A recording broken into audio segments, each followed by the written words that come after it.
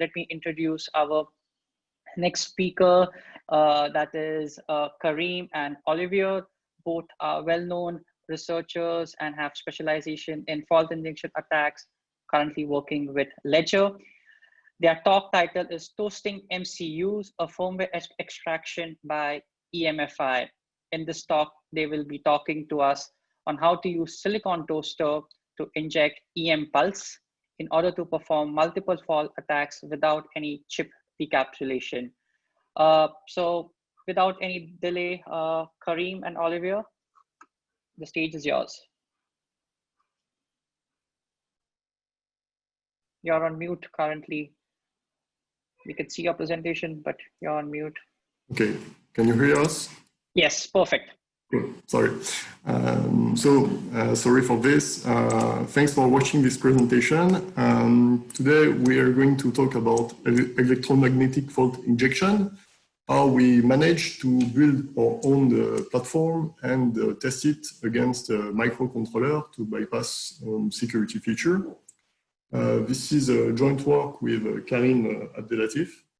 And we are both from the Ledger-Donjon lab, which is the security team of Ledger, hardware wallet manufacturer. And we study the security of IoT device and microcontrollers. So in our lab, we didn't have any way to inject electromagnetic pulses. So we spent some time to create our own platforms. And the main goal for us was to keep it very cheap and make something which is very easy to use and practical. So firstly, I'll go through the already existing solutions, and I will try to highlight the main differences between the existing solutions and our platform. And then we will go through the design details of this board. We'll explain the technical decision, why each of the components and how it works. And finally, Karim will present fault injection with this new toy on a microcontroller where he was able to extract the firmware. So from existing tools, there are some commercial tools. For instance, I think most of people already know the famous chip trotter. I think it's pretty good platform. It's very small, but for us it was a bit expensive. So this is why we decided to try to make our own one and cheaper. And we don't want to be afraid to break it and hack it. So this is why we've been this way. There are also a few existing papers. So for instance, there's one presented at FDTC where they use a commercial pulse generator. This gives good results, but commercial pulse generators are usually quite expensive, and it takes a lot of space on the test bench. There are also handmade pulse generators, such as the one presented during Usenix and DCIS. The difference with our design is that it has a fixed voltage, so it's more difficult to tune the energy injected with the pulses. And also it requires an external power supply, so it takes space, it's an extra equipment, and we wanted to get rid of this. This is why we designed the SiliconToaster. So usually when you want to inject electromagnetic pulse, it's most of the time the same principle. You have a coil, which is the probe, where you want to make a very high current circulating through the coil during a very short amount of time. So to get a very high current, you can reduce the resistance of the coil, but this is difficult. And the other way is using a very high voltage instead, which is easier to do. So for this, the first step for us was to build a high voltage power source with cheap components. And to begin our study, we decided to buy some of those mosquito zapper, which are very cheap. It's like $10, and it's able to generate kilovolts. with very few components. So this was for us a very good starting point for our study. After a few weeks of work, we came up with this solution represented in this simplified schematic. So I'll go through all the parts of the detail. So on the left, we have a step-up circuit, which is able to generate some voltage up to 300 volts. It's made of a transformer with a winding ratio of 200 and a switching circuit made of transistor Q1, which is driven with a pulsed width modulated signal. You can see this source as only a 3.3 power supply, which is very small and is compatible with a USB power source. As 300 volt was not enough for us, we decided to add a second stage, which is the voltage multiplier. It is made of capacitors and diodes, and it is able to multiply by 4 the output voltage of the step-up. So with this, we can go up to 1.2 kilovolts. The design of this voltage multiplier is quite simple, but it's still a bit difficult because you have to choose the correct diodes and capacitors in order to avoid losses and be able to get a very high voltage. Then we can see the voltage sensing stage. This is a resistor bridge which divides the voltage by 1000. And this way we can measure the voltage on the capacitors with an analog to digital converter. So the sense signal on the schematic ranges from 0 to 1 volt. And finally, on the right, we have a capacitor bank. So the step-up and voltage multiplier power source is able to generate a very high voltage, but it is not able to provide a lot of current. So before injecting a fault, you have to accumulate the energy generated by the power source and store it inside the capacitor bank. For the capacitor bank, we used ceramic capacitors because they have a very fast response. You can discharge them in a very short period of time. Whereas if you use chemical capacitors, they are very slow. So it's not very good to inject very short pulses. The problem with ceramic capacitors is that they usually cannot store a lot of energy. So we had to use a lot of them in parallel to have more storage. And finally, the capacitors are rated for 1.2 kilovolts. So they are quite expensive. I think it's the most expensive part of the design because each capacitor is like $4.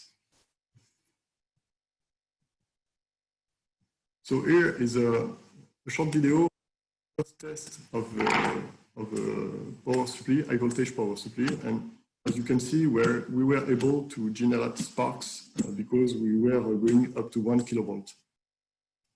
So this was an early, very early test, and it confirmed we were able to have a power source from only 3.3 volts.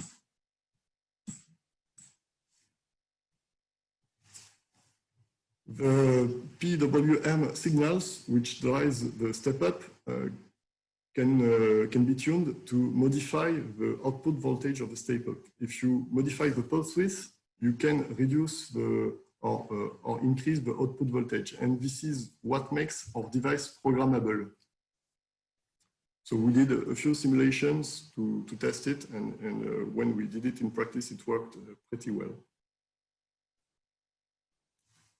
This PWM signal is generated on the board by a chip microcontroller, which is the STM32F2.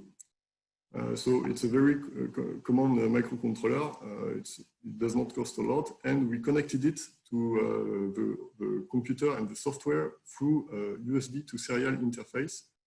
So we are able from the software to modify the PWM settings and therefore modify the output voltage which goes inside the capacitor bank. Also, this microcontroller has an analog to digital converter, which is very convenient because we can connect it to the sense signal and then make the measurement of the voltage across the capacitors and report it in the software. For the switching part, we had to find a correct IGBT transistor. So this is a very powerful transistor. It is 1.2 kilovolt rated for voltage, and it is able to sustain like 40 amps short pulses, which is very good for fault injection. One problem we encountered with this transistor is that you cannot control the gate with a TTL signal. The signal for driving the gate must go from 0 to 15 volts. So we had to use a MOSFET driver for controlling the gate, and we had to choose a fast MOSFET driver for this. And then we also had a lot of experiments because we burned a lot of IGBT transistors before having a stable setup which is not burning. On the right of the slide, you can see a picture of our coil we used for the following experiments. It's a single wire around a ferrite core. It's currently 6.6 millimeters wide, which is quite big, but for starting experiments, it's good enough. You can then try smaller coils, but when you reduce the size of the probe, you also reduce the injected power. So it's not always a good idea. Here we have a picture of the early setup. You can find from left to right the different stage of the SiliconToaster. And you also can see we used at the time a power supply because we didn't have the USB yet, but then we got rid of this power supply. And as it was a bit messy and complicated, we decided to make a PCB from all of this since we could validate the setup was working pretty well. So here we have a picture of the final PCB and the screenshot of the software, of the control software. On the software, we can see the yellow trace shows the voltage across the capacitors, and we can see there is a long charging time. Usually it takes a few seconds, and then we can see when we shoot, we discharge the capacitor very fast. On the top, we can control the PWM settings to adapt the voltage, and we immediately add the feedback on the software, which is pretty convenient. It's really useful to have this feedback, especially when you want to do multiple fault attacks, because you can reduce the pulse width of the injected faults and see if you still have enough energy in the capacitors to inject a second pulse. On the right, I can detail the PCB. So we have an SMA connector for injecting the shape of the pulse. Then we have the USB to serial interface, which is a basic FTDI component. The microcontroller, which controls the charge pump and the voltage multiplier. We have also a voltage boost converter, which is used to power the MOSFET driver, which controls the gate of the IGBT. And finally, we have a big bank of capacitors on the right. And if needed, we can solder more on top of them. But the more you add capacitor, the longer the charging time is. The IGBT transistor is on the other side of the PCB. It's on the right of the board here. And finally, we can find on the output of the board two SMA connectors, which allows us to modify the polarity of the injected pulse. So we just have to disconnect the probe and connect it to the other SMA connector, which avoids fabricating another coil just to invert the polarity. So now Karim will present what we did with this tool to verify it was working pretty well.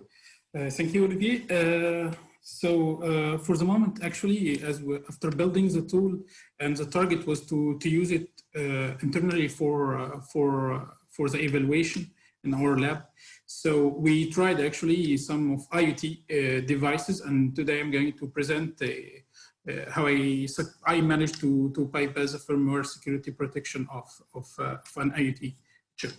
So let me give an example. An IoT chip that exists in the market that contains 3 modes of operation. A, for example, no security feature is activated. B, bootloader is enabled, but no commands cannot read from the memory if B is activated. And C, also security feature to protect IP are enabled, and you cannot go actually from C to B or to A. And now the goal is to bypass C in order to go to A level, actually to dump the firmware.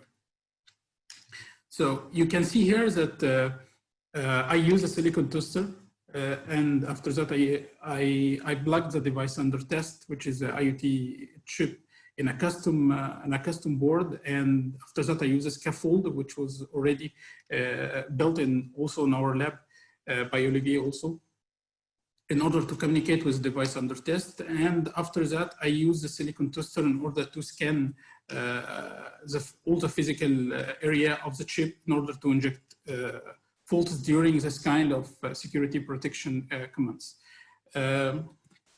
So the idea now is to, for example, to bypass the configuration C. So the first thing is to initialize the SiliconToaster, the voltage level, the width, and after that offset.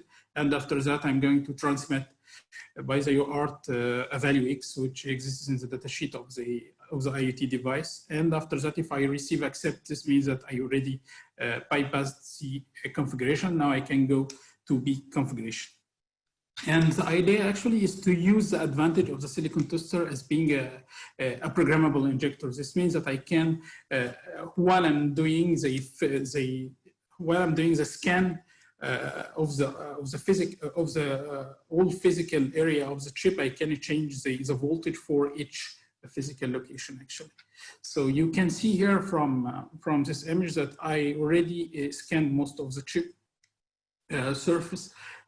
For each physical location, I started to change the voltage. So I started with 100 voltage, for example, and then I changed it to till 700 voltage. So you can see the difference of the EM pulse impact.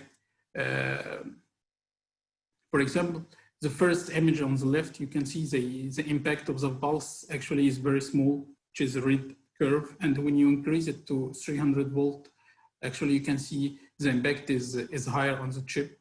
And by increasing it to, for example, to 700 volt, the shock, the electromagnetic shock actually is going to be more violent to the chip. And you can see the difference between the red and the blue curve, that the red, actually the chip is crashed because of the high voltage that I already injected. So it's better to stay, for example, between 300 volt and 500 volt shock. This image actually is the power consumption of the chip during bypassing C configuration. You can see that the white curve actually shows the power consumption of the C configuration without any fault.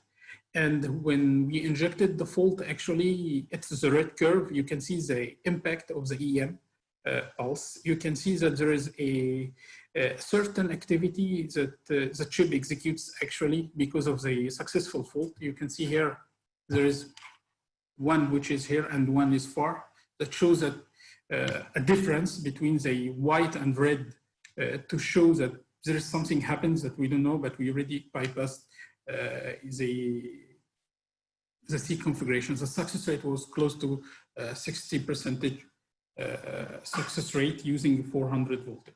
After that, I'm ready actually to bypass the P configuration after bypassing C. So after bypassing C configuration, I drop read memory command with a trigger, the address, and the number of bytes that I can read. I would like to read, sorry. And after that, if I will receive accepted from the chip, this means that my attack is successful. And during the read memory command, I'm going to inject the fault. So you can see here the difference the white curve is a power consumption without any fault, and the red curve is the power consumption under the EM effect